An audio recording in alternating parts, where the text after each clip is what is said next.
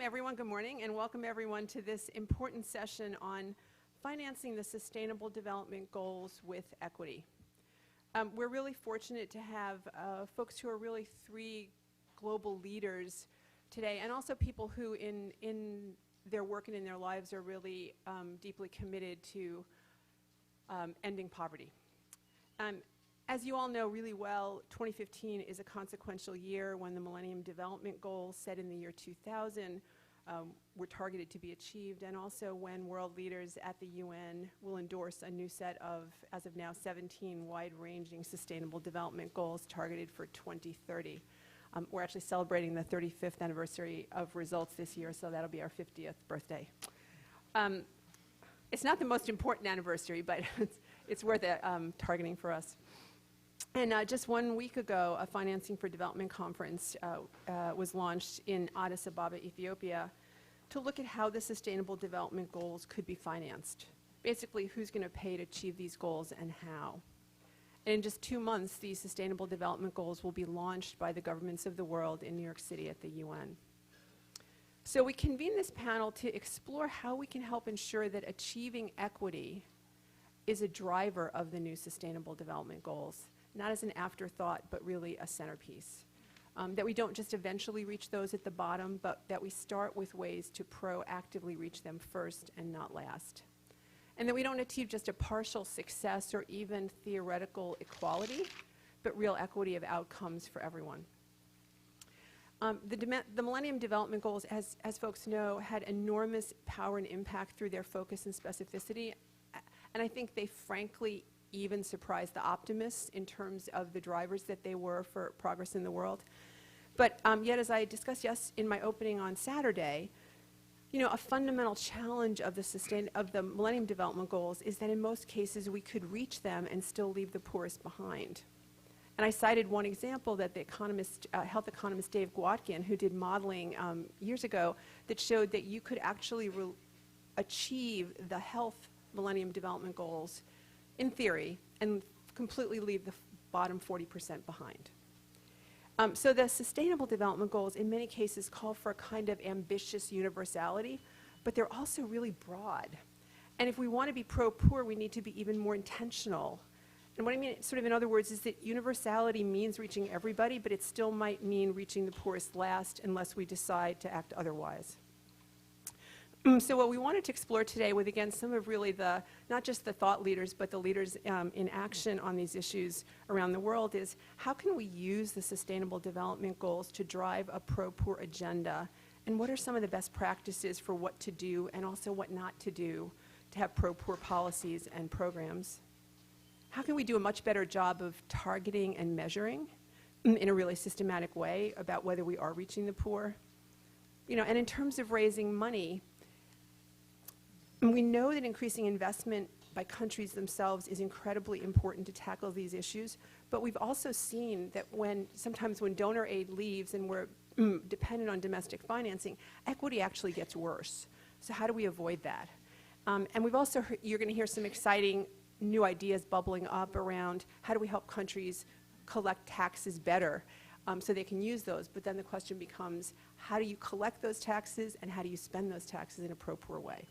So a lot of important questions, and now to our great panel. I'm going to start with Alexia Latortu, and she is the Principal Deputy Assistant Secretary for International Development Policy at the U.S. Treasury Department. She leads Treasury's efforts to promote inclusive growth and poverty reduction, and she advises on innovative financing for development. Prior to her role at Treasury, she worked at the Consultative Group to Assist the Poorest, CGAP, most recently as the Deputy CEO. And prior to that, she worked with Development Alternatives Inc. in Haiti and in Washington, D.C. She's of Haitian descent. She grew up in West Africa and Austria. She has a master's degree in development economics from the Fletcher School of Law and Diplomacy at Tufts.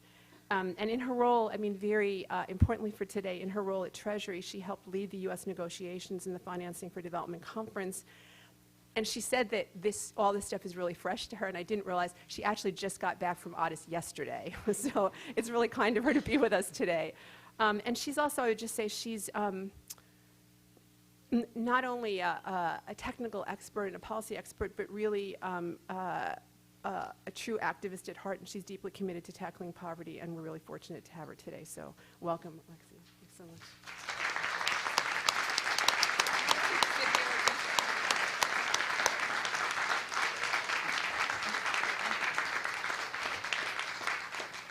Thank you very much, Joanne, for this much too kind introduction, and also to John. Oops, closer to the mic. Is this better? Yes. Way closer. Okay, so let me get very friendly with the mic here. There we go. Is that better? Yes. All right. So thank you to Joanne and John for inviting me here. And indeed, I'm still sort of digesting what happened last week in Addis. So if you permit me, I will do that with you jointly. And I'm trying to get a bit of distance, and so I'm going to go back to the 4th century for a second and think of a quote from St. Ephrem, who was talking to an eyewitness who was observing what was happening in Syria and noting the suffering and the hunger happening in Syria and talking about the pangs of hunger that people were experiencing. And frankly, had I not started by saying I'm going to go back to the 4th century, I think what I just said could have actually been a quote from what's happening today. And so 16 centuries later, we still have, obviously, a lot of hard work to do to seriously tackle extreme poverty, to seriously tackle hunger. So our work is far from being done. I think what has changed is that there is a true policy commitment and a policy priority to doing better. And I actually think that last week was a really important step. I don't believe in miracles and short-term solutions, so it's a step in the right direction. And I was really challenged on Friday, so right hot off the negotiations, I went to visit a village about 130 kilometers from Addis, and the project manager of an NGO that does integrated rural development work said to me, there are so many people in Addis, like, what were you doing? Does it matter? Is it going to matter to my actual work? And I was like, wow, okay, how do I actually communicate to this person who's doing real work every day what I was trying to do in these conference rooms? And so what I said to him is, listen, I think it does matter. I think what was happening was a very difficult conversation among countries about what will it fundamentally take for a country to massively transform its socioeconomic status. It was not about how do we do development assistance better. For me, it was much more ambitious than that, and I think it's really important. It was really about how do countries massively accelerate their progress on the path to sustainable development. And I think that's important because then the conversation was very much about what is the role of official development assistance. And I would say for the US, it was very much, it's a foundation to stabilize people, to stabilize countries. In some very tough countries, the most fragile countries, the conflict-affected countries, the poorest countries, it is an important financing flow in its own right. But in most cases, it needs to be used as a catalyst to help countries themselves mobilize their own resources for their own development. And in Africa, for example, about 70% of development finance does come from domestic resource mobilization. And it's also an important, ODA is an important source to help catalyze and bring in the private sector. And although there was lots of discussion about the private sector being evil and only for profit, and how can you talk about private sector development in the same sentence, frankly, 9 out of 10 jobs in developing countries come from the private sector. And so the conversation was very much about how these 3 different flows, official development assistance, the private sector, and domestic resources, come together, how to use which flow when best to really transform countries, not just manage aid better. And so the gentleman looked at me and goes, well, that's what I do every day. He said, it was a German NGO. We have individuals, actually, in Germany, Austria, and Switzerland who contribute money to our NGO. I use it to provide seed capital, was the words he used for certain things. So for example, they were building irrigation canals, and he goes, I use my NGO's money to bring the materials that are not available locally in the village, so for example, cement. But otherwise, I turn to the smallholder farmers, the folks living in that village, to contribute their labor, to contribute their work, to contribute their materials, to build this irrigation canal, and they're responsible for the maintenance. Because if they're not, if they don't have ownership, if they don't fully believe that if they're not invested, is the word he used, if they're not invested, it won't matter. So I bring in some money, equivalent to ODA. I have the smallholder farmers, by the way, the private sector, I mean, farming is a private sector activity, doing their own work, willing to be model farmers, to experiment, to introduce new vegetables, new fruits, to really try new things for their own future. And then I talked to the government. So for example, this NGO also builds schools. He goes, we will build the school, but only if the government guarantees us that if we build the school, they will provide the teachers, and they will provide the ongoing maintenance, domestic resources. So he goes, what you described to me is what I do. And I thought that was actually really, really powerful. It also made me feel like hours and hours in backrooms of negotiations was sort of worth it. He got it. His first question was not, what's the big number coming from the donors? That was not his first. It matters. It matters. You need that money from the donors. But that was not his first question. And I thought that was powerful. And so these three streams of financing is at the heart of what the US and other countries were negotiating in Addis. But we also very much discussed the fact that financing alone will not get us where we need to go. And so we spent a lot of time talking about the enablers to development finance. Policy, the right policy reforms, was a huge part of the discussion. What do countries need to do themselves to have the right macroeconomic stability, transparency, accountability, et cetera? And frankly, Joanne was talking about, how do we keep the pro-poor focus, the equity focus on this whole conversation? And we have to be, very honest here. This is a challenge for many countries. I think sometimes the incentives for emerging countries to really prioritize pro-poor policies is not always there. If you look at countries and who's voting as they sort of make their path towards democracy, it's not always the poorest who are voting. And so the incentives are not always aligned. And that's an important discussion to have. And it was a difficult, tough discussion to have, but we had it in Addis.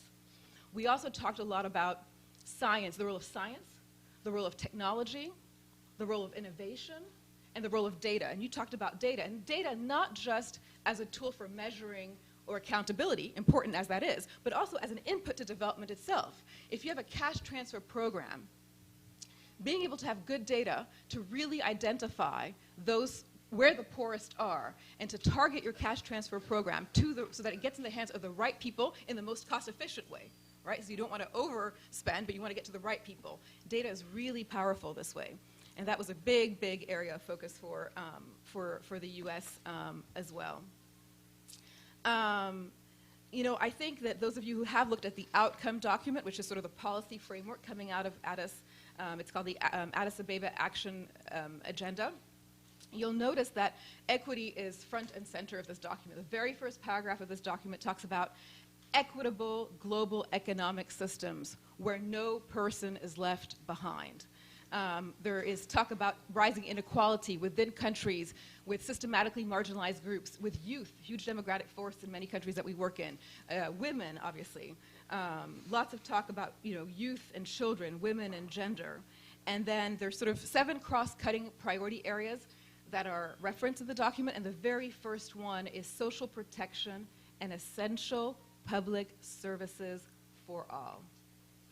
Really critical, the idea that every single country of this world, governments should have a social compact with their citizens, that there's a basic package of services that everyone should have access to: education, health, energy, and that's a change from the MDGs. Energy is sort of seen in that light as well. And that countries should actually have we didn't set targets in this document.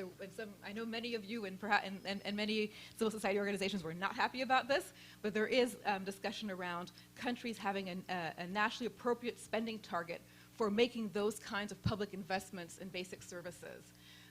And that donors need to, as much as they can, prioritize official development assistance to go to the less developed countries and to the fragile and conflict-affected states. And so there's language around that in this document. I want to talk a bit, Joanne and John asked me to talk a little bit about the Addis Tax Initiative, and I'll set it in the broader framework of domestic resource mobilization that I've been talking about already.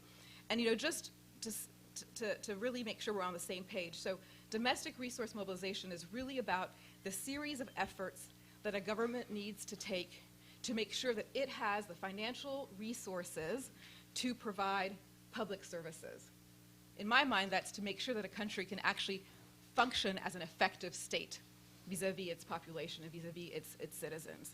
And yes, it's about taxes, but it's also about borrowing, because countries borrow money. It's about countries' roles in public-private partnership. And as much as we spend a lot of efforts in mobilizing money, we need to match those efforts in how to utilize these funds well, how to utilize these funds in pro-poor ways. And that's a huge area of emphasis for us, because the SDGs, ambitious as they are, will not be reached by mobilizing funding alone. They will be reached by really smart decisions and choices in how we spend every dollar or every beer, the Ethiopian currency. And so, along with over 25 other countries, about 10 different international organizations, the U.S. supported one of the deliverables that we presented in Addis was the Addis Tax Initiative, which basically has 3 pillars. The first one is, it was a commitment of the countries that joined, and they ranged from advanced countries to poor countries. So we had Ethiopia, Tanzania, but we also had the UK and the US and Australia join this initiative. The first one is a commitment from donor countries to substantially increase their technical assistance for domestic resource mobilization and support to tax systems. And US Treasury in particular actually announced we would be doubling our Office of Technical Assistance, where we help countries with their public financial management. So basically, what's good budget formulation, budget execution, how do you streamline tax systems, how do you build the capacity of the customs administrations, et cetera. So that was the commitment from the donor countries. Then there were a set of shared principles that countries had to sign up to, saying that if we then get this assistance to help us mobilize more resources, we agree to these principles, and the principles included how to spend the money smartly. So there was this idea that if a country is serious about mobilizing its own resources in a transparent way, that the donors would be there to accompany them on this path. And then the third pillar, which sounds kind of fuzzy, but I think is important, was around creating a policy coherence around all the work that's done in this area. Because there's many different people, the IMF, the World Bank, the regional initiatives that do work in this area, but they're sometimes disparate, and countries who want that assistance sometimes don't really know where to go. So the idea was just everyone who actually cares about this should sort of come together and describe what they're doing, so there's a sort of one-stop place where we can understand where the resources are available for countries. So those were the three pillars of the Addis Tax Initiative. In closing, I will just say, I really felt in Addis, but also in New York, leading up to Addis, I feel like our world is truly in transition. And you use the word universality, and the SDGs are universal goals, contrary to the MDGs. And I think we're trying to figure out what it means to really have a universal agenda. And so you have some developing countries who are on one hand saying, I'm an equal partner here. I want to sort of set my own priorities. Leave me alone, donors. On the other hand, they're like, but give me money, give me money. The donor countries are like, it's universal. We're all partners, and so we're going to just do this together. On the other hand, but do what I say. But do what I say. And so we're in this bizarre discussion of actually trying to understand what it means to truly have a universal agenda and truly be equal partners at the table. So I would be lying if I didn't say to you the conversation at times was very difficult because we're not there yet. But what I think Addis achieved is saying that's where we need to be, and we're not talking about managing poverty. We're not talking about only alleviating poverty. We're talking about, as a community of nations, together transforming all nations to truly, truly create a world where sustainable development is a reality. Thank you.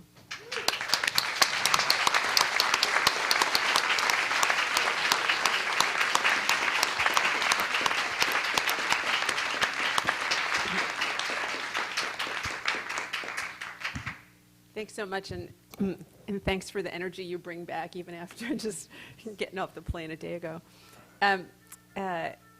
So our next speaker is Gwen Hines. Gwen Hines has been the... Hate that. I can speak to music. Yeah. Gwen Hines has been the executive director for the United Kingdom to the World Bank since 2012. She's had a wide range of experience in international development. Before taking on this role at the bank, she was in senior roles in various departments at DFID, which is the British aid agency, since 1999. Most recently as the head of the DFID office in Bangladesh. Prior to that, heading up the office in Malawi.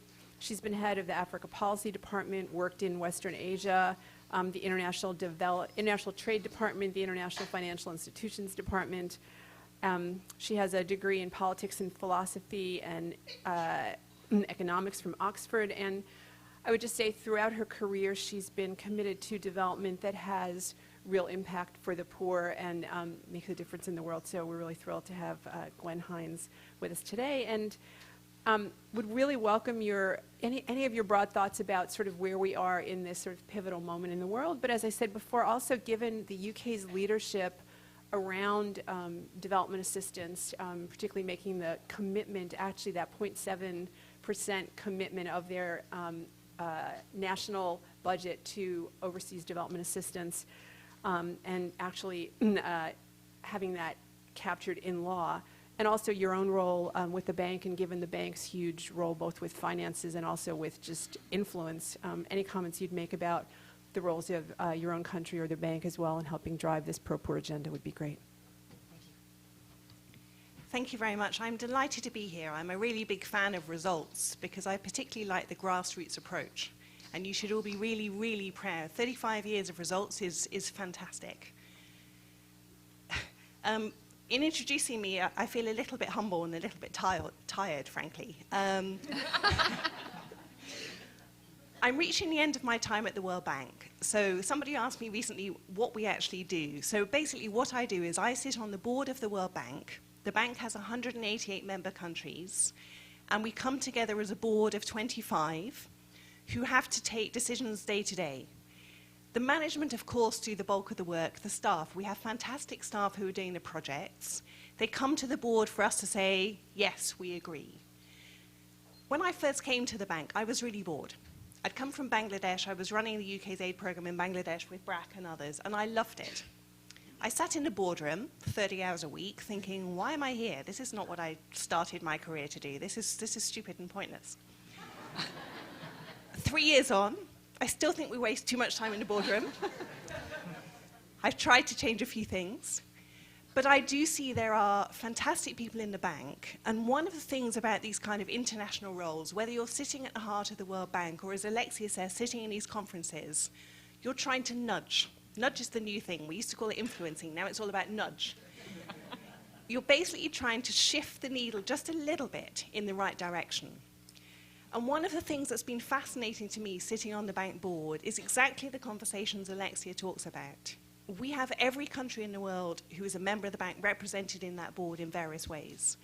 I sit day to day with China, with India, with the Middle East, with Latin American countries, with my European colleagues, talking about these kind of issues. I can tell you discussions on gender, on equity are fascinating, sometimes annoying. But it's important to do that, and it's a real privilege to try and understand where do other people's perspectives come from. I've been part of UK international development for a long time. I'm really proud of DFID. I'm really proud of the UK's commitment to 0.7. Thank you.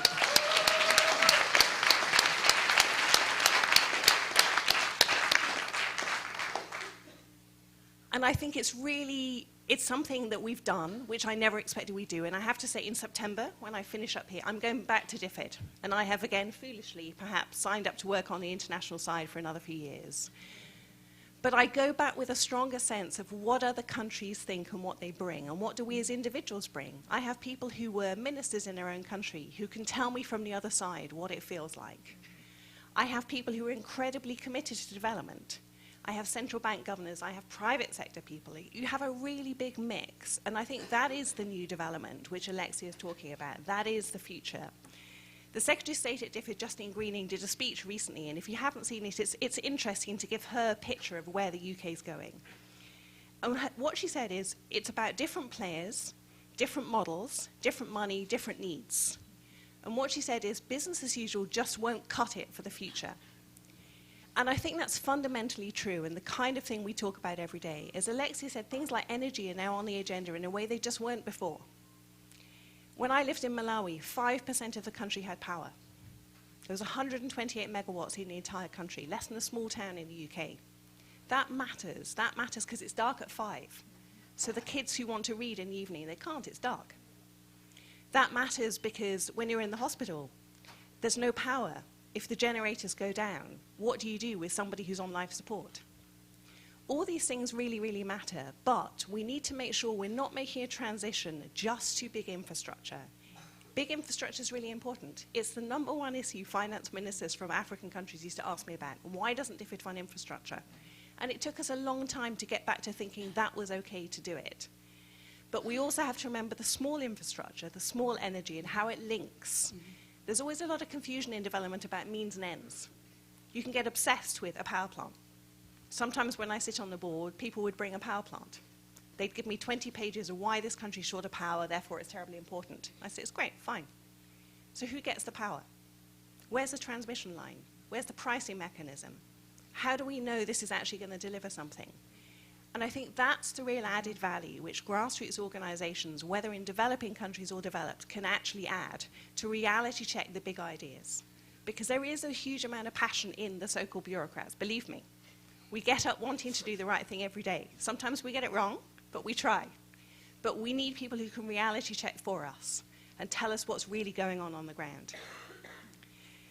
There's a number of big issues we're going to have to face going forward. So in the 3 years I've been at the World Bank Group, we've been through change. You've probably all seen the articles in the FT and other places. It's not been pretty. We've come up with a dual goals, ending extreme poverty, shared prosperity. We've still got a lot to do in terms of how do we actually help people going forward? How do we decide who gets the aid? As Alexia said, it's not just about aid. It's about domestic resources, private sector resources, other things we can bring to the table. But we're going to have some really tough conversations. Instinctively, passionately, I believe we should keep the aid to the things you can't do with other resources, to the poorest countries, to the things that need that aid money, but then leverage in the private sector. Results UK has just published a great report, Who Pays for Progress, raising some really important questions. In somewhere like Kenya, now becoming a middle-income country, you graduate out of traditional aid in many cases. So then what do? Is the government ready to pick up that bill for the health service? If you don't, what happens in the meantime? There are big issues we're going to have to think about. Vaccination is a global public good. So should we globally pay for things like this, even in better off countries? But at the same time, the other side of the coin we're going to have to deal with is, well, hang on, what does that come at the expense of? If we have a limited aid pool, if we give more money to middle-income countries for these things, how much does that hit the poorest countries? If we have a government who doesn't care about its own poor, that's not an economics question, that's a governance question.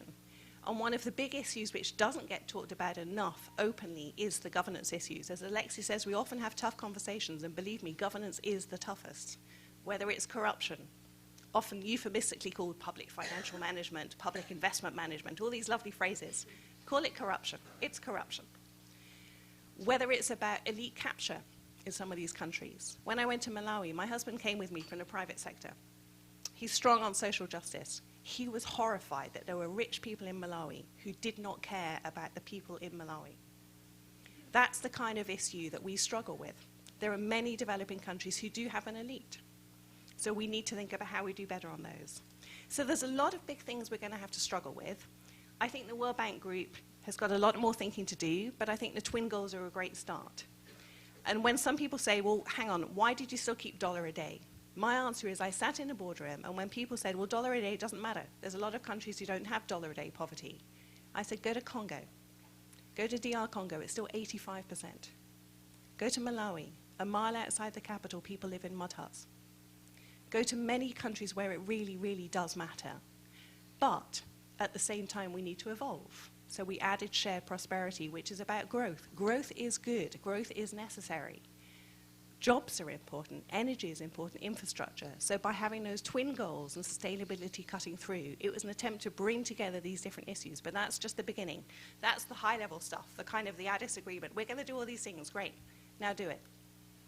So one of the things I want to leave you with, one of the things I'm taking back to DFID, what works? We can make all the promises we want. We can design projects. I can sit in the boardroom and sign them off. We can sign off 0.7. We can fight the British taxpayer. Believe me, it's tough doing 0.7 in the UK in the middle of a recession. Even my own family sometimes say, hang on a minute, what are you doing? What matters to me, what I think about every day is what works. We know how to vaccinate kids. We haven't got the cold chain right everywhere. There's a lot more work to be done on technology of cold chains, but we know how to vaccinate kids. There's a lot of things we don't know. Do we really know how to shift governance in some of these countries? Do we know how to deal with situations like Syria, which are taking countries back a generation or more, even several hundred years, as Alexia says? Do we really know how to deal with things like climate change? These are the big challenges for the future, and something which I'm really passionate that we are honest about what we know and scale up the things that work, but also honest about the things we don't know and honest about the things that aren't working. So just the parting thought from me. Thank you very much.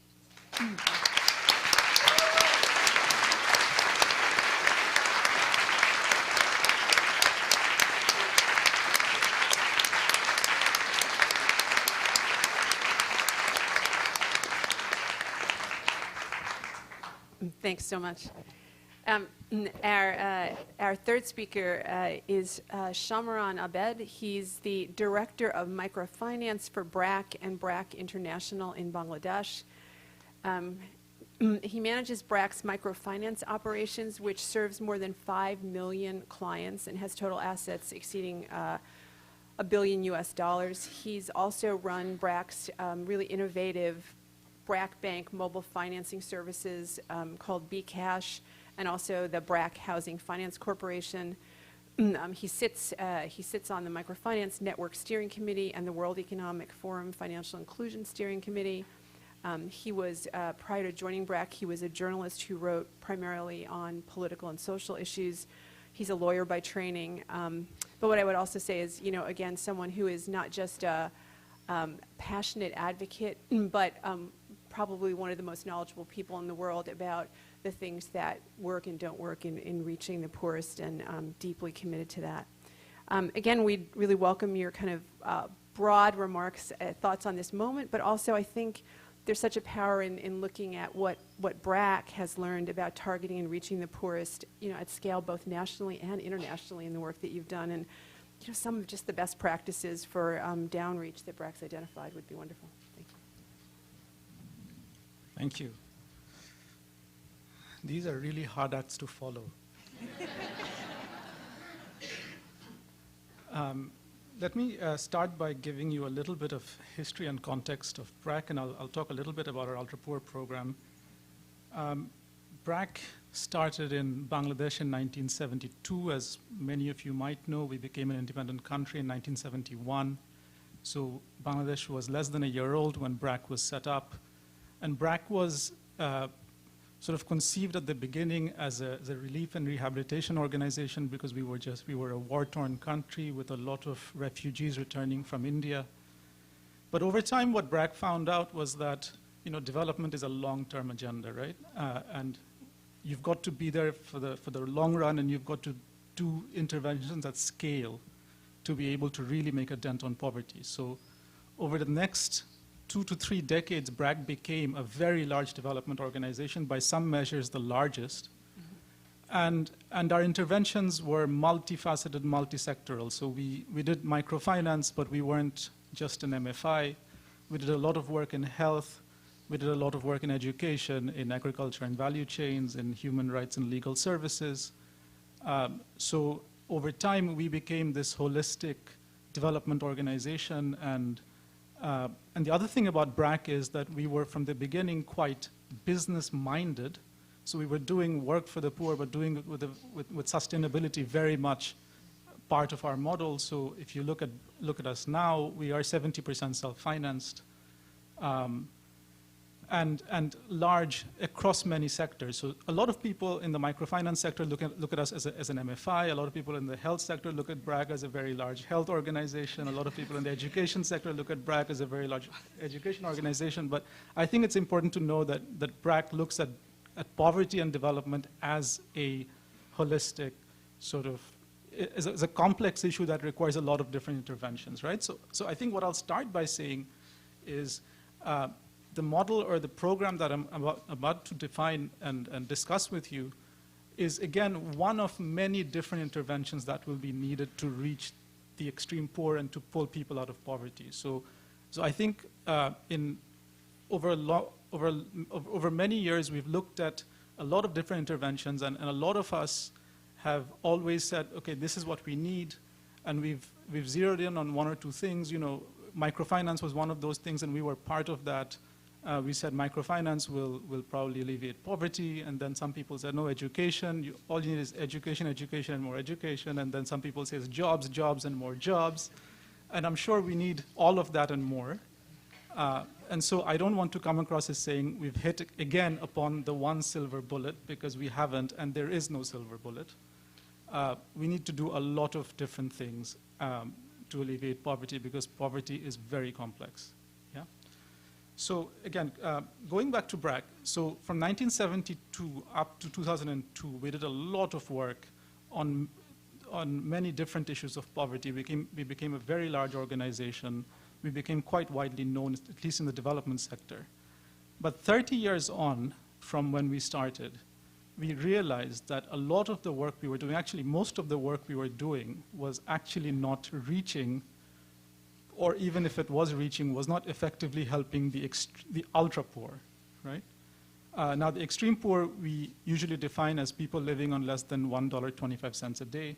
The ultra poor, as we define it, is a subset of the extreme poor. These are people who live on typically less than 80 cents a day, but they're not simply defined by their income, because there are a lot of different things that happen with people in ultra poverty, right? They're typically people who consume less than 80% of their calorie needs, but spend more than 80% of their income on food. These are people who don't usually have access to safe water, to sanitation, healthcare. Their children typically don't go to school or drop out within the first few years. And one of the really big characteristics of people in ultra poverty is they tend to be socially excluded. So even within poor rural communities, these people are pariahs. Yeah, they're not they don't have any social capital. Right, so if you look at microfinance, something that I work a lot on within BRAC, in the traditional microfinance model where you had groups, right, we found that the ultra poor were not coming into the groups. And they were not coming into the groups for two reasons. The microfinance institutions like us, we thought the people in ultra poverty were not creditworthy. They were too poor even for microfinance, right? Which is a departure from what we said about microfinance for a long time, which was that it reaches everybody, but it wasn't. And secondly, the group leaders and people within the group didn't want the ultra poor coming into these groups, because for a long time in the microfinance field, we had joint liability, and group members were asked to be liable for other group members who were defaulting. And people who are in ultra poverty were too poor and too risky, our typical group members didn't want them. So typically, they wouldn't come into microfinance either. It took us a long time to realize that these people existed, and we were not reaching them, and we almost didn't know they existed. So in 2002. We evolved what became known as the BRAC Ultra Poor program, which is now widely referred to as the graduation model. What we looked at was what were the interventions that we needed to do to actually pull people in ultra poverty out of ultra poverty, and what we ultimately came to was a very carefully sequenced set of interventions that we provided for 2 years, so it's a 24-month program, at the end of which what we hoped was that these people would graduate out of ultra poverty and hopefully stay out of ultra poverty, right? So the program, I don't want to go into too many details, but the program basically draws on a lot of different development interventions. So there is an asset transfer, so in the majority of cases, there's weekly stipends, there's a lot of training and hand-holding, there's health care, there's education for their children, there is inclusion into a savings program, typically with a microfinance institution. And all these interventions, when they come together for 2 years, and one other big thing which we do with the Ultra Poor program is reintegrate them into the society. Yeah, so these are people who are typically socially excluded. We work a lot to make sure that they are now back into the social fabric of that community, right? We did that, we started in 2002. It's a 2-year program. Every year we bring people in to the program in January, and then the following year in December, we graduate them out of the program. We've run the program now for almost, 12 or 13 years. Through our program, 1.6 million people have come through the program, about 95% of whom have what we call graduated out of ultra poverty. And the graduation is not just defined by the fact that they were at 70 cents a day and now they're at 90 or 101.1, $10 a day. It's not just that. We basically do graduation we look at graduation on 10 characteristics, whether they have productive assets, whether the children are going to school, whether they have access to clean water and sanitation, whether they have access to health care, whether they're saving. So there are 10 different characteristics that we look at. Now, 95% of the people graduate out of ultra poverty. Now, that you would think is impressive but expected, right? Because for 2 years you're doing so much such intensive interventions with these people that after 2 years you'd expect that they are much better off than where they were 2 years ago. The really impressive thing is we've looked at these groups over time. So our first cohort that came in 2002 and graduated in 2004, we looked at them in 2008 and again in 2012. And what we found is the vast majority of these graduates remain out of ultra poverty, right? So the gains that they have within those 2 years sustain over the long run, and there's very few people who backslide into ultra poverty, right? So that gives us the confidence that even though this is quite an expensive program, because for 2 years it's unsustainable, you need to spend quite a lot of money on these households. But the returns are very high because they come out of ultra poverty and typically they stay out of ultra poverty, right? So what we've been trying to tell governments and donors and development organizations is in addition to social safety net programs, which are also necessary. So we can't completely do away with your cash transfers and your conditional cash transfers. This is another model that works for a lot of people in ultra poverty, where instead of putting them into a cash transfer program where you will be paying them over decades, where they never come out of ultra poverty, you're just giving them a way to cope with poverty and destitution. You can actually put them on a pathway out of poverty.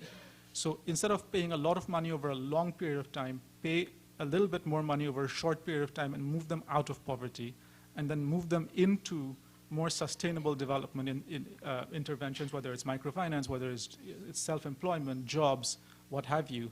But give them that, do the initial investment, give them that push out of extreme poverty, and you don't have to give them cash transfers for the rest of their lives.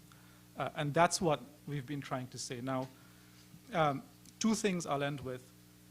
One is, there was a lot of talk about 10 years ago once the first results of our Ultra Poor program was coming out, many people were saying, it's great, but it'll only work in Bangladesh because there is a very specific set of conditions within Bangladesh, and most development interventions work in Bangladesh, right?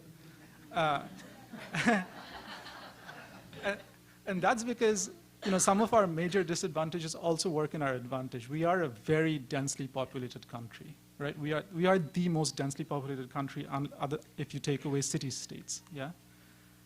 And so, that's one of our disadvantages because we have a lot of population, 170 million people packed into a very small country. But at the same time, when you do development, you can do it much more cost-effectively in Bangladesh than in many other countries. So even microfinance. You set up a branch, you get borrowers within a 5-kilometer radius. I manage microfinance programs in rural Tanzania, in Liberia, Sierra Leone, where population density is very, very low. And doing sustainable microfinance in those places is very difficult.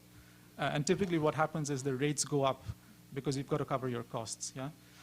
So with the Ultra Poor program as well, it was, we had an institution like BRAC, which did a lot of these things that we needed to do, health education, microfinance, savings, and a country which was sort of almost naturally conducive to development activities. So a lot of people said, will something like this work anywhere else? And thanks to Ford Foundation and CGAP, where Alexia used to be, we replicated our Ultra Poor model in in 8 other countries, we did 10 different pilots. There have been some RCT results that have come out earlier this year from 6 of those countries that include India and Pakistan in Asia, Ethiopia and Ghana in Africa, and Honduras and Peru in Latin America. And in all the pilots, we see that almost every household that has come into a graduation type model has seen significant improvements in their livelihoods, in their livelihoods, income over the 2-year period. And in many of the cases, they see that that's sustaining as well in the long run. So this is with some degree of contextualizing and adaptation, it is possible to take this model and make it work in many different contexts. And that's something we've learned, and that's something we're very proud of. And lastly, I'll say, my country, Bangladesh, is now, very recently, actually, about 3 weeks ago, got taken out of the LDC country list. So that we've gone from being a least developed country.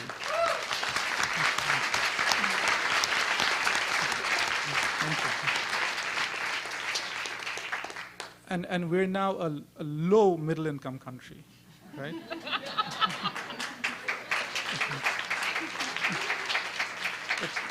According to the World Bank.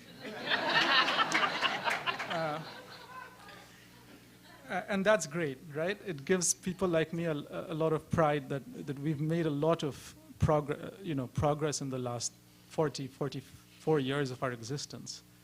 But the point is, there are still about 35 million people in Bangladesh who are in extreme poverty, and about 15 to 18 million people in ultra poverty, right? And the thing is, every time something like this happens where you stop being an LDC and move into low middle income status, traditional aid starts drying up. And we start getting, we start getting put in the bracket of countries that don't need, ODA anymore, right? Or at least not traditional sort of aid. And there's a lot of talk around that in Bangladesh as well. And obviously there are poorer countries in the world, but Bangladesh will still require a lot of money to pull another 30 million people out of extreme poverty. And another thing I read recently is that in 10 years, 75% of the world's poor will live in middle-income countries. Yeah, so what I'd like to leave you with is, even countries like mine and many other countries have a lot of people in extreme poverty. It will require a lot of work to bring these people out of extreme poverty.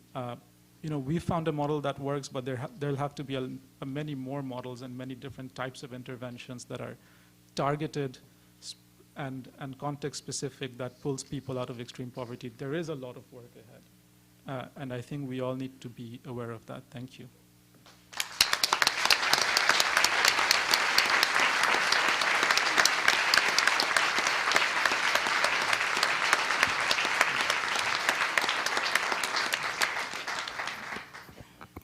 Thanks so much. And that graduation model is, and the data that you frankly now have on it, incredibly valuable. And I just want to note that I know that you work really closely with our Microcredit Summit campaign, and that the this ultra poor graduation program has been identified as one of the 6 pathways out of poverty that the Microcredit Summit campaign is really lifting up globally, and that will be part of the launch in the next Microcredit Summit State of the Campaign report as a really essential and proven tool.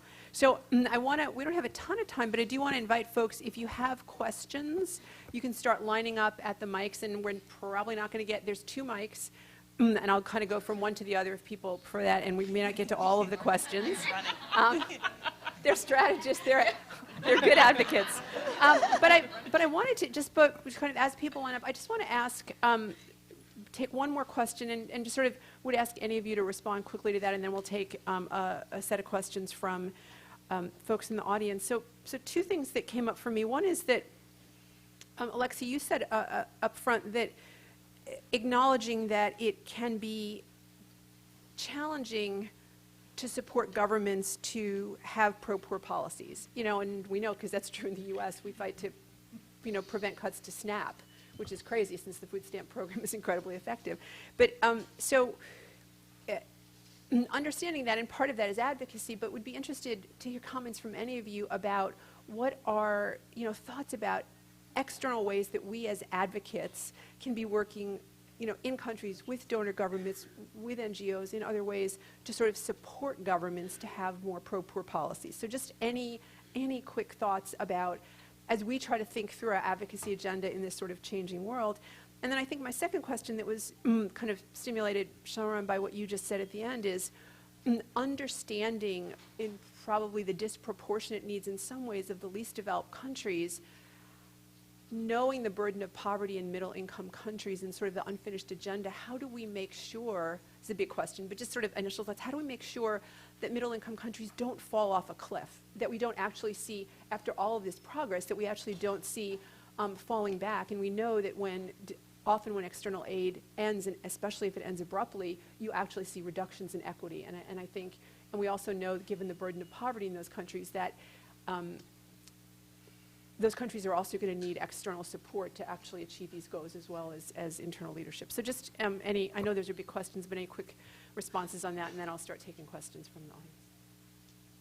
Anybody wants to start? So maybe just really quickly, on the first question, and I wish we had an entire other session on the role of civil society organizations. I'm going to be a bit provocative here.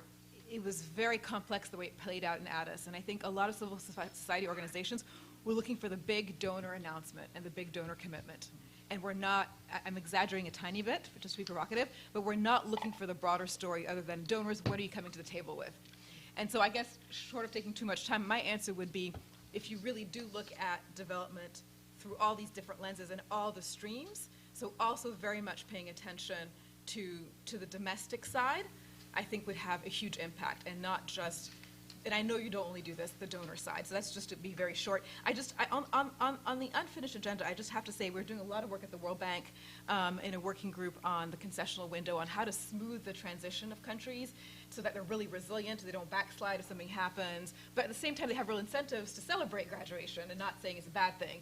And I think getting that balance right is really hard, and one of the things that we're working on is how can you, during the transition time, as you're nearing graduation, how do you work so that a country itself is really building its capacity to mobilize its own resources and to think about, if I want to finance X, Y, Z, here's my portfolio of investments that I want to make. How do I think about what kinds of financing streams can best fund these different things based on the returns of the different investments, and to really strategically develop that capacity early before they graduate, I think is one of the things that we're working on. Just a couple of comments on the first one. I think examples and evidence are really important. So when I was in Malawi, the population is predicted to triple. It'll make it not quite as dense as Bangladesh. When I was in Bangladesh and I told them Malawi was populated, they laughed. But 50 million people in Malawi would cause civil war. And I was worried about the maternal mortality rate. I was worried about the number of girls who were having kids as teenagers and having them far too fast, and there was no family planning. And I went to the finance minister with the US, who did some great work. It's interesting working on family planning with the US, with Ireland. And we went to the finance minister, and we showed him the numbers. And we showed him what it would cost him if the population tripled. And we got him on board that way. Yeah. On the unfinished business, the UK graduated its grants from India. Very, very controversial. Mm-hmm. But there was no longer support with the British public to provide grants. Not least because India had a space program, is the quote. I mean, frankly, it's not a great debate to play out in public. But the point was, we decided that the UK grant money should go to the very poorest countries, because we only provide grants to 26 countries. But instead, we switched to something called returnable capital, where we are still investing in health and other things, but it's now a loan, and we'll get it back. We also supported the World Bank, which provides billions to India every year, and we deliberately put money into the World Bank to help them scale up the loans to India. And even at the World Bank, we argued the World Bank strategy for India should focus more on the poorer states. So it's a transition, as Alexia says, but absolutely, in countries like Bangladesh, there are huge numbers of poor, and we must not let them fall off the cliff. And the UK does provide support to places like Nigeria, which is a MIC, but northern Nigeria has the worst development statistics in the world. So we still provide targeted support to places like that. I also do wonder if there is a way that if we can get better about knowing where the poorest people are and tracking that, if that would create new and better ways to actually target aid in middle-income countries, because as you said, those countries are really, they're countries within countries, and it would be, and sort of it would be less controversy around sort of space programs and more about Bihar or Orissa or places like that. So. Anyway, so let's go with the first two folks in this line, and then Lynn in the back, and then we'll take a round of first 3 questions, and then come back for a next round of questions. So first 2. Hi, Please my name. introduce yourself. Thank you. Hi, my name is Gina. I'm from Australia, and to my great shame, my country has cut $11.3 billion from Australian aid since September 2013, and there's no guarantee that that won't drop even further. Recently, there was a Senate inquiry into the role of the private sector in development. And our government seems to be looking towards the private sector to really pick up the slack, slashing and burning aid, and really looking to the private sector to do the work.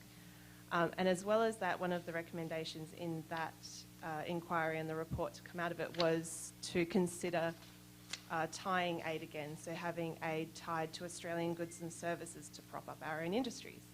So advocates in Australia like myself, our intuitive response is to see that as a really disturbing trend and to sort of back away from that. And I just wanted the opinion of some people who have more experience and perhaps have a different perspective. Also, our foreign minister was criticised for not attending Finance for Development and seen as hiding because of our shame on the global scale. So I wonder if that was something that was actually felt or discussed at all in Addis. Thank you. Good morning. My name is Jean Coffin. I am from the U.S. in Asheville, North Carolina. Thank you so much. Greatly appreciated. You all went over so many things and gave us all so much to digest and to bring with us when we go to the Hill on Tuesday, and also to bring home. I was wondering if you could distill a little bit out for us to bring home to our communities. What do you want us to tell them? What do they need to know?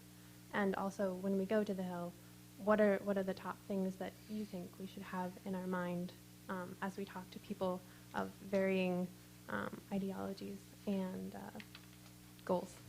Thank you. Thanks. And then we'll take Lynn in the back. Hi, I'm Lynn Padalano. I'm from Southern California, and this is going to sound really hypothetical and maybe a little off topic, and it's very personal to me. I think, one of the only members of Congress, maybe in history, who was formerly an international crisis intervention doctor with Partners in Health. But his question to us, so we know that he gets this on the idea of development internationally, but his comment to us all of the 3 times that I've seen him face to face has been, we have poverty in my county that's worse than we see in some third world countries. And I heard all of you mention the difficulty when you go from being a least development country to a middle income country, how the very poorest get left behind. And so I'm wondering if, especially in terms of BRAC, what you've learned about the graduation program, what lessons have there been so that the very poorest in even in affluent countries, so that the very poorest can be assured to be reached as we go forward to 2030? Thanks, Lynn.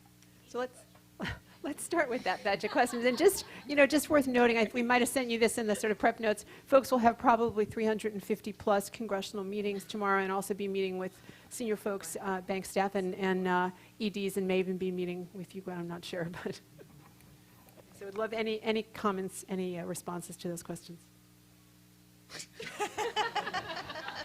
You got the first one.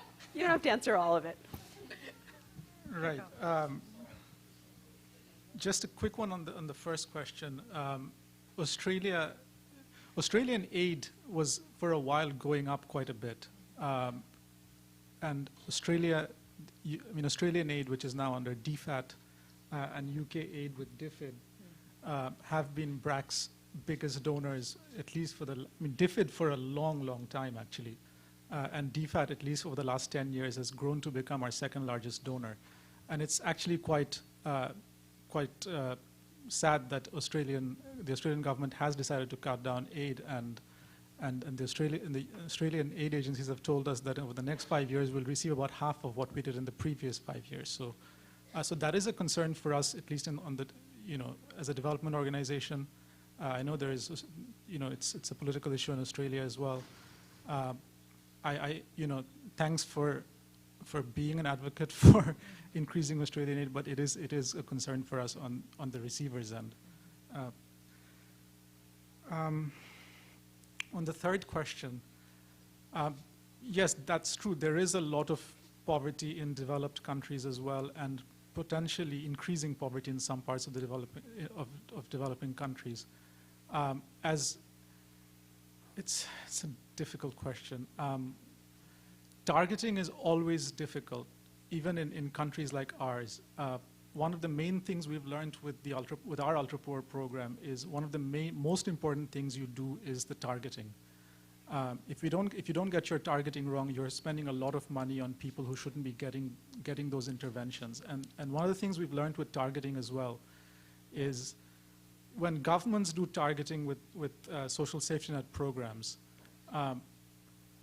it typically tends to go wrong, right? Because for politicians in developing countries, in least developed countries, and even in some affluent countries, handing out cash to constituents is also a way of garnering votes, right? So, most cash transfer programs, food for work programs, and all of these things in poor countries, when it's done by the government, is typically used as political patronage, and that's why, for us, targeting has been one of the most important things. Now, going back to your congressman in Southern California, I'm not sure how exactly you go and tell that person that to provide money for poor countries when there are poor people in his own constituency, but I think people within the harshest forms of poverty and destitution in some of the countries we're talking about is quite unfathomable for people in this country. I know there are a lot of very poor people in this country, but some of those forms of poverty and destitution is just so bad that I think it's not quite comparable to even the harshest forms of poverty you have here in the United States. That's all I'd say. A couple of thoughts from me. I mean, the first and the third question I think are linked, and despite doing 0.7 in the UK, we're facing a lot of this. We've done some polling of the British public and others, and I have to say, if you put it to a referendum tomorrow, would we get 0.7? I don't know. I don't know, because we're cutting other services. We're shutting schools and shutting hospitals. We've taken 100 billion off UK public spending to cope with the recession and the crisis, at the same time as we're giving out 11, 12 billion a year. It's a tough sell, I have to say. So some of the things we've done, we have brought in the national interest argument. Now, I was slightly allergic to this because I joined DFID at a time when it was run by Claire Short. We were separating it from foreign policy. We untied aid. We were trying to get away from that. We were doing development for its own sake. But there is a political reality that my boss has to be able to explain to her constituents, to her peers, that international development does benefit the UK. And so, in her speeches, she talks about, if you don't believe this is good for the UK, go look at Calais and the sheer number of migrants who are trying to cross into the UK every day. Go look at the people who are crossing from Libya into Italy. I mean, a lot of them come from Eritrea. Why do they come from Eritrea? Because Eritrea needs a lot of development and is not stable. So we have made those arguments. We have, interestingly, in the UK, also brought in the private sector. And we've done that not to replace aid, but with aid. That's been quite controversial with some in UK civil society, I have to say, who were worried we were trying to replace it, and then worried about, well, where are the motives in the private sector? You have to do it with your eyes open. As I say, I have a husband in the private sector who reminds me the bottom line matters. So you must do it with your eyes open, but equally, we feel it can be beneficial if we get it right. And tied aid, again, I'm really against tie aid. We all know why we untied it in the first place. But there are things you can try and harness which are useful. We have expertise in the UK that we're now trying to harness in places like India. If India wants help on the tax system, they don't want DFID. They want the British tax system to go help them to do it. So there are ways to do that better. We've also done things like we made everything transparent. Every bill DFID pays is now on the web. Believe me, it's very tough. We have cut our running costs down to 2%, probably too far. But we have done that kind of thing as a trade-off for actually keeping 0.7. We are very tough on graduation. And when I sit with developing country governments who say, it's my country, I say, yes, but it's British taxpayers' money. And we have to have this debate about what you're doing with the money. When I was in Malawi and the president bought a jet, we took the money off the aid budget. And we spent it in the villages because we said, I'm sorry, that is not what the aid money is for. It was a tough debate. I went to see him myself. But you have to do these things, I think, because it is a compact between your own country and the developing countries you're trying to help. Just in terms of what you can tell congressmen, the other thing is aid works. It's very, very easy in the development business to focus on the doom and gloom and the terrible things that happen. And absolutely, I would agree. I've seen more poverty, worse poverty in some parts of the developing world than you would ever see in the UK. But you have to also say aid works. We have halved child mortality. We've halved maternal mortality. We have lifted hundreds of million people out of poverty. So it's not all doom and gloom. It works, but there's a lot more to do. Final thought, something I was interested in the UK. Something that's worked really well in the UK is Comic Relief, Red Nose Day. And DFID sponsors this, and we partner, and we do matching. So the British public every year donate close to £100 million out of their own pocket. And they all wear red noses, and it's a fun game. That works deliberately with domestic UK local charities, as well as charities in Africa. And combining those two is incredibly powerful because it's something in my backyard, but also something overseas. And I was really pleased to see it's beginning to take off in the US now. Just very quickly, because my colleagues have said a lot. First of all, Australia, we work very closely with Australia. The lead negotiator for Australia was front and center, was not hiding. So encourage while pushing, I would say, in terms of your Australian advocacy. The head of delegation from Australia, Ewan MacDonald, was engaged and was there, so they were not hiding. I think Gwen covered some of the political challenges of getting aid numbers back, but I would just say keep on pushing, but also encourage the former US AusAid staff that frankly are devastated by this and working really, really, really hard to do the best they can with less money, frankly. On untying aid is something that's really important to me as well, so would agree with Gwen there. On the private sector, just want to say that I think, obviously what matters is the bottom line, but the private sector is really important, not just because of the capital that it brings, but I do think it brings skills, innovation, technologies, knowledge that actually can really, used well, accelerate development. So I think we have to really remember that, and it's not automatic, and you have to make sure they're upholding the highest standards. President Obama is working on a national action plan for responsible business conduct to talk about how the private sector acts as a responsible corporate citizen in the work that it does, and there are a lot of initiatives at the OECD, at the UN around this, so I think it's important to talk about that, not just as corporate social responsibility, but the mainstream of what the private sector does, how it upholds key standards. But I would really encourage us all to welcome that, not as a replacement for other financing sources, but to encourage that. And frankly, one of the things that I heard in Addis from the private sector, there was a whole business forum on the Tuesday, is people said on both sides the conversation changed radically. You had the private sector saying, I want to be here, I want to engage, this is interesting. I never thought I would find, a UN conference kind of interesting and helping to convene us, but it makes sense. And then the UN was also understanding that they have to, come with a different dialogue, language and vocabulary, and actually not just sort of look at the private sector with sort of evil eyes. So I think the conversation really, really evolved. And the private sector is not just big multinational corporations, right? It's also, fairly small, micro and medium-sized businesses that can grow. So I think we have to remember that the private sector is not homogenous itself and is very diverse. And let me just say one last thing, which I think Gwen also said quite eloquently, which is for the congressperson in North Carolina, two things I would say. Number one is that developing countries are saying we must rely on ourselves louder than anybody else. Starting with our host. The Ethiopian government was saying we must rely on ourselves. We have a goal to become a middle-income country. We don't want to be aid-dependent. We need your help on a couple of things, but we want to rely on ourselves because that way we actually own our own development and, by the way, can make some of our own choices and not have to listen to you all the time. So I think if that message can go to the Hill to say they're not asking for our funds to underpin and pay for all our development. They actually want to be in the leadership role. There are very specific roles that our money can help to catalyze. If we do that well, these countries will become less aid dependent and will have less need of our money. I think if you can send that message home. And I think I was very allergic to the national security argument when I first came. I now make it first, partly out of a political reality. But to be honest, our worlds are totally intertwined. And growth in Africa is good for growth in the US, and it's not just a Machiavellian calculation, but it's true. And the migration issues and the immigration issues show that. So I think we are intertwined, like it or not. And if we can make those arguments, that can also help on the Hill. And thank you for going on the Hill, because it's very, very hard to get funding for development assistance, and particularly multilateral development assistance. Let's take the next two questions in this line, and the first person in the next.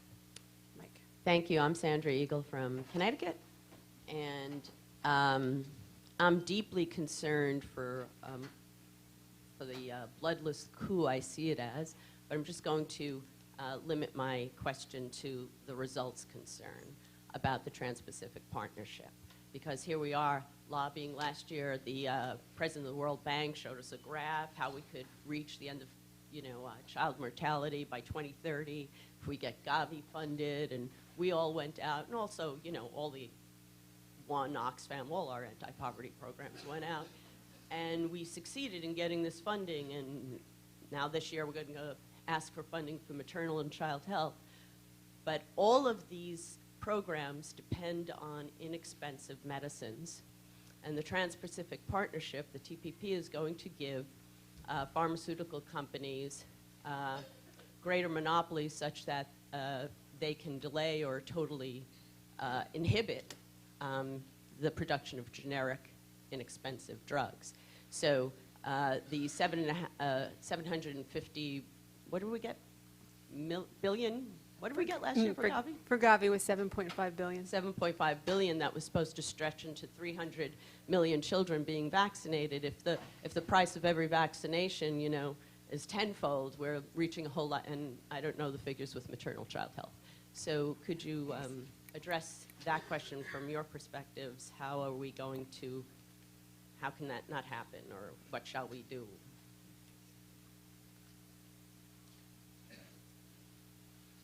Hi, I'm Lisa from California, and I am interested in the ultra-poor, the model that was developed by BRAC, and it's a two-part question. One is, how many in the 2-year program, how many people graduate ultra-poor, and do you count individual or do you count family unit? And the reason I'm interested in that is because it seems like we do, as you said, Mr. Abed, need more models, more different kinds of models, that this would be a very slow, I'd like to know what the numbers are. And I'm wondering if there are any think tanks or what's going on to develop those models, and where are they being developed, and how can results help in supporting that? I'm Jonas Paulos, I'm from Cameroon. My question is, I've had the opportunity to attend a lot of these negotiation meetings at the UN. But my concern as a young person is we don't have the voices of the poorest of the poor on those tables of negotiation. That's the problem. We can't be fighting for people who are the poor, and we don't have their voices. For so many years, we've been their mouthpieces, and to me, it's a concern. And then the other question is the issue of immigration and peace and security. There is no way we can achieve the SDGs by 2030 if we cannot stop all the wars. These wars are all man-made wars. And most people dying from these wars are young people like myself, women and children. And I don't get this message at the UN. They speak very little about, peace and security and the issue of immigration. And then the last question is about data. Data is very critical. And my concern has been, how can we achieve the SDGs if we're still using the old data we've been using for the last 15 years in measuring impact? How can that be done if we cannot change that way, the way we use to measure impact? Thank you. So once again, no small set of questions. So any responses to those pieces? I'm going to defer to Alexia on the Trans-Pacific Partnership, if that's okay. Only to say that I completely agree. We've made a huge amount of progress in driving down the cost of drugs, and it is really, really important to protect that. And you know, we as the UK and the World Bank and US and others often have discussions with pharmaceutical companies about these issues in trying to balance their profit incentives with what can be done. And there are some good models out there, like neglected tropical diseases as well, where a lot of drug companies are giving drugs free. We must, of course, still protect, as you say, the really big ones, and we need to also have space to evolve as things like AIDS evolve, and we need to develop new drugs as well. So there's a lot of work still to be done on that. In terms of the ultra-poor and BRAC, and I'm a huge fan of the program. You know, I can tell you this model is rock solid. We have the UK National Audit Office all over it, trying to find problems with it, and they didn't. And thank you to BRAC for their patience. There are a lot of models around, but I think, as you were saying, I mean, things like the summit, which is trying to bring together different pathways out of ultra poverty, are really, really important. And the work that BRAC's doing in trying to take it to other countries. I mean, just to blow your trumpet for you, I mean, there's other things like education where I think BRAC has also gone further and faster than others. But these models are expensive and they do take time. You cannot suddenly lift 100 million people out of poverty overnight. You do need to give it time, but I do think 2 years is a reasonable investment, and we were very happy to invest the cash in this kind of program. Just in terms of voices of the poor and so on, just to say on this, it worries me slightly. There is a trend at the moment at the World Bank, IMF, spring meetings and annual meetings to bring people from poor countries and to get them to sit in the middle of a room and tell their story. And their stories are often awful. And they cry, and they're very upset. And I've said to a few groups who do it, I don't think you should. A, because I think it is borderline exploitative on the people who come. They have no idea what they're getting into. And there's nothing I can say in that room which will make them feel better. I think it also assumes that I'm completely heartless, and I only care when you bring somebody who cries in front of me.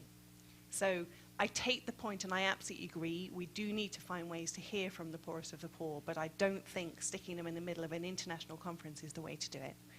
There are other ways to do it. And there have been some good examples. The 1990 Voices of the Poor, which went around the world and asked poor people, was really important. And the number one concern was security. We all thought it'd be Maslow's hierarchy of needs, you know, food, housing, shelter. It was security, because they said, if I die tonight, what's the point of schooling? So probably exercises like that need to be redone. And as I say, every project, every program needs to build feedback into it so you can reality check it. Thank you.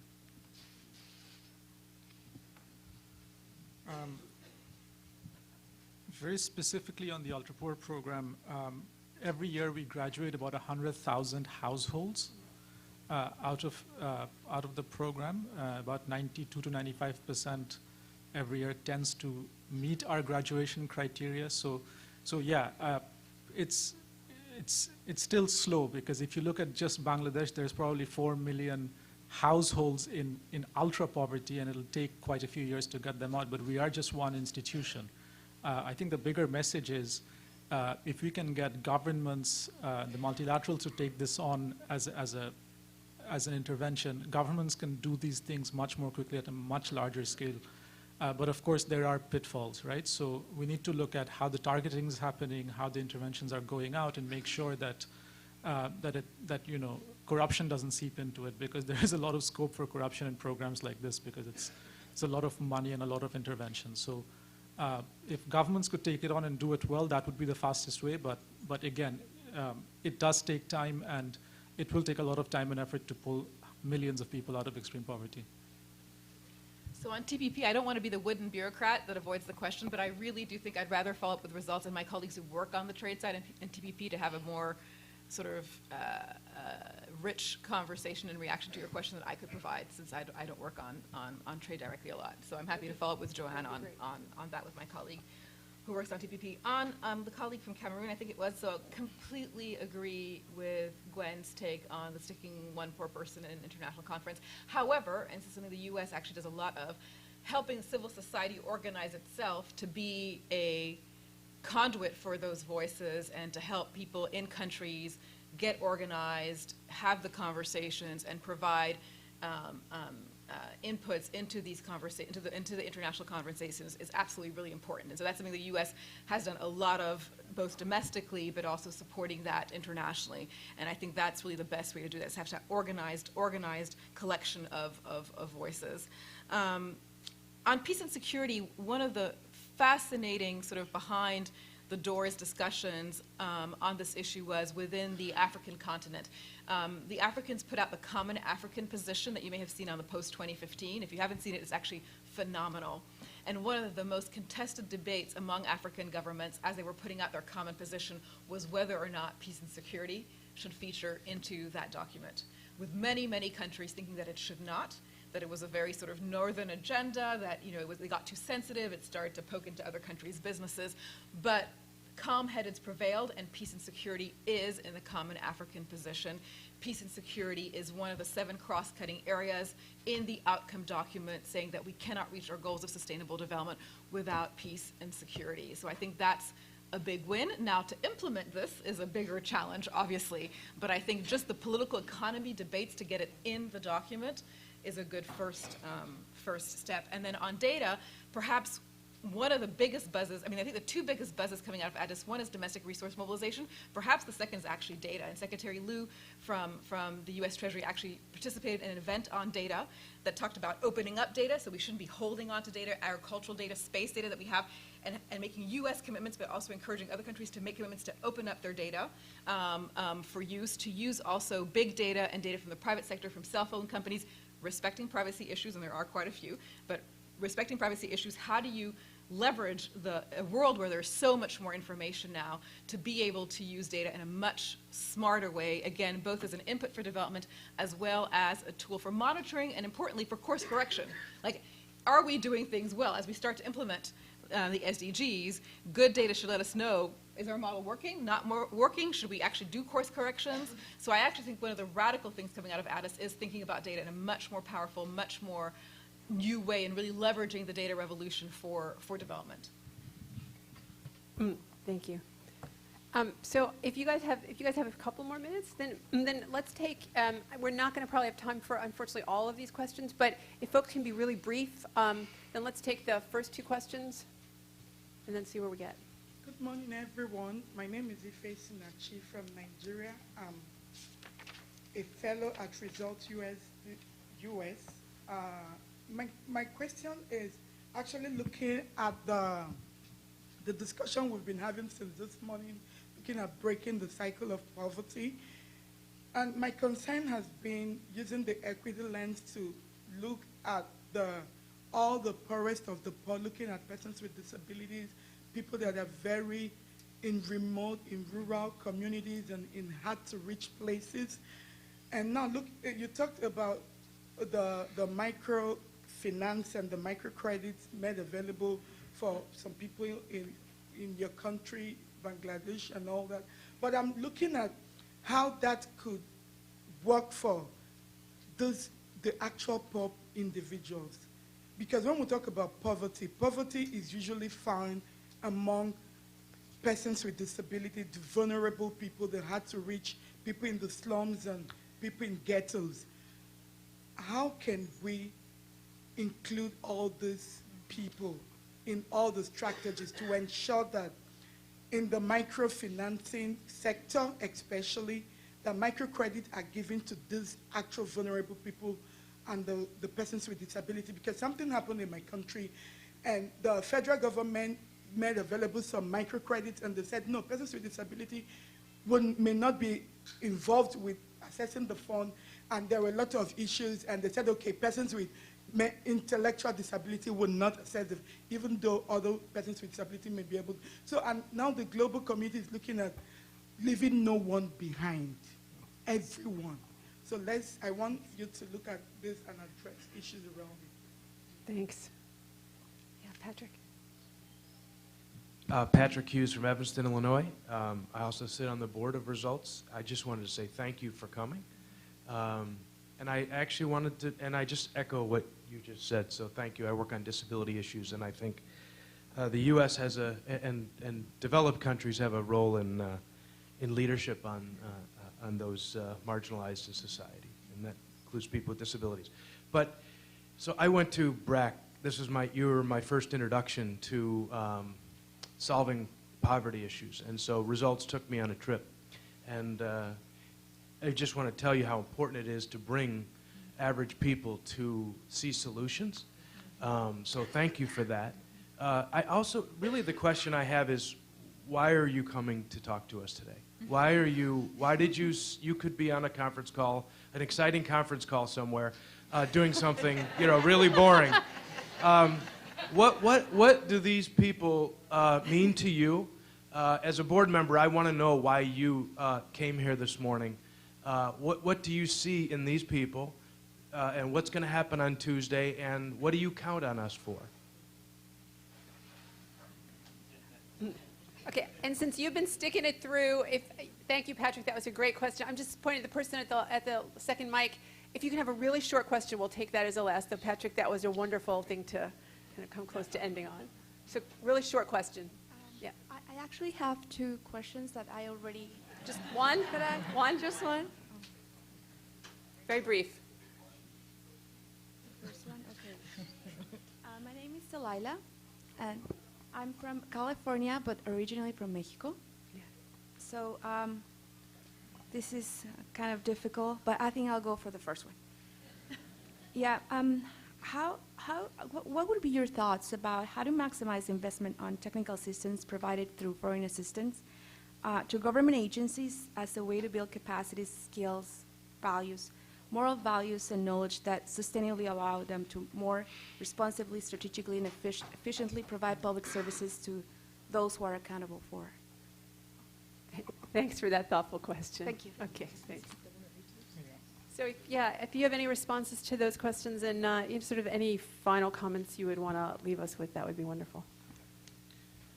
Yeah. On the first question, I think that's a very good question because I know there's going to be a lot of money put into development programs for the extreme poor over the next 15 years because we have a 2030 goal to end extreme poverty, basically, right? So in the next 15 years, the world is going to try to eliminate extreme poverty, which is going to take a lot of money and a lot of effort. As is always the case, it will be the last 20% of people in extreme poverty that will be the hardest, right? So probably 80% of the people in extreme poverty will probably pull out. It's the last 20%, and that's people in extremely rural, extremely remote, the elderly, the disabled. These are people that are going to be difficult to pull out. So I think it's a very good question. We will need to keep that in mind. And again, we will need to do a lot of work to make sure that our interventions reach those people. Microfinance is one extremely powerful tool, but again, I don't think microfinance alone will pull all these people out of extreme poverty. So we will need different types of interventions. The one I described may be one of them. But again, even the one I talked about, I'm not sure it works for the elderly, for example. I'm not sure it works for people with severe disabilities, for example. So what do you do with those people? I mean, there are still going to be a lot of people in this world who will require cash transfers. And I don't think we can say that, BRAC's now found a model that pulls people out of poverty, do away with cash transfers or conditional cash transfers. I think we will need all of those interventions. I just think we need to target better. We need to be smarter about who gets what. And I think that's the best way we'll get bang for our buck.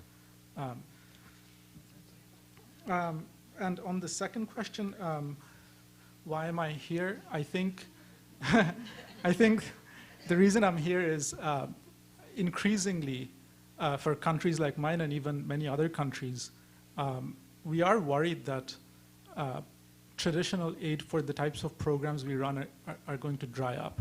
And let me say this as well. There is a big role for private sector in development. And I think there will be increasingly much more partnerships between the traditional development actors and the private sector to try to make a dent on poverty in many countries.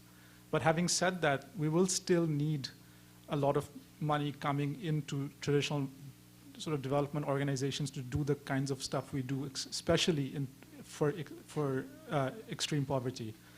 And organizations like yours are very important because you're going to your congressman and your your elected representatives to try to push them to put more aid into poor countries, and I think that's extremely important work.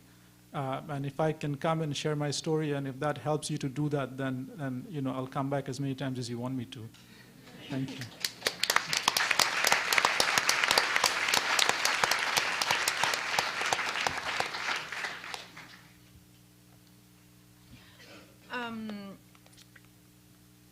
So maybe I'll also, in closing and listening to the questions, so I'm going to talk about capacity building, which I think is sometimes so overused that we're sick of hearing it. But I think it's a little bit what I heard in the question from the woman from Mexico. If we do technical assistance well, and that's a big if, and if we don't fly in and fly out people, but actually find governments who truly have the commitment and the political will to tackle tough issues in their own countries, including tackle the elite that Glenn was speaking about earlier, and say, I'm willing to do those tough things, come and send someone who sits alongside me in my Ministry of Finance or my Ministry of Social Affairs or whatever, to actually figure out how to do my work well. The value of that, the cost is actually tiny. The money we spend on technical assistance to government agencies, for example, at Treasury's Office of Technical Assistance, it's tiny. It's like $23.5 million a year. The number of governments in Addis who stood up and said, thank you so much for that, because we were able to increase our revenues by 5, 10, 15% because of the work you did with us, is incredible. And so I would just make a very strong plea for continued work in this area. It's not as visible. You can't put a flag on it. It's long, by the way. It's also sort of long haul, because you're literally building and working with generations of public servants in those countries. But when it works, it's really powerful. That's one thing I want to say. The second thing I want to close on is, I agree, Shamron, I think we should not see the three streams of financing as competing or replacing streams. The reality is, if all countries went for 0.7, and congratulations again to the UK for doing it, we would not be able to finance the SDGs through ODA alone. That's just a reality. Okay? And frankly, I can't imagine a country that has a high ambition for itself saying, in 15 years from now, the way I want to fuel my economy, the way I want to pay for public services for my citizens is through aid. I cannot, actually I've asked that question to many countries. No one country has said this is my ambition for myself. And so the challenge that we have in front of us is how to deploy which of these financial streams, when, in the right way, and how do they interact with each other, because they're not running in parallel. They need to interact with each other so that they can reinforce each other, so that ODA scarce, ODA can actually be a catalyst to really leverage in the other financial streams. So that's the thought I would want to leave you with. Thank you.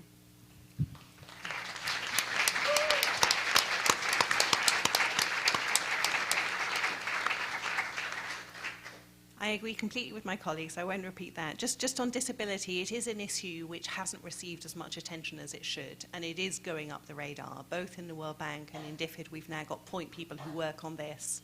And one of the conversations I've been having with them is, let's work it through in every sector, in examples of what works, what doesn't. And that's both in terms of things like jobs, in education, in adaptation. It's also the prevention side. Some of the disability you get in very poor countries is preventable through good healthcare in labour and so on. So there's a lot of issues there we can do as well. And a lot of the programs which work with the poorest poor do work in slums and ghettos and with the most marginalised. In terms of why am I here, you asked me, you were kind enough. I would stay here all day, frankly, if I could, although I have been putting off my boss for rather a while, and he will eventually get upset. But, as others have said, it is this kind of grassroots support for development which enables us to have the privilege to work in this field. This is money that I spend every day which is provided by other people to support development, and I'm very, very aware of that. I also really want to hear your questions. What are we doing? What are we not doing? Because that's very important to me, and I want to do anything I can to help you get the messages out there. And as somebody said, when you see development on the ground firsthand, it becomes really obvious. If we could take every person who's skeptical about aid, stick them in a slum in Dhaka, you would solve skepticism about aid overnight. You'd worry them as well because they suddenly realize just how big the challenge is. We can't do that, so we need people like you to help provide the stories. Thank you.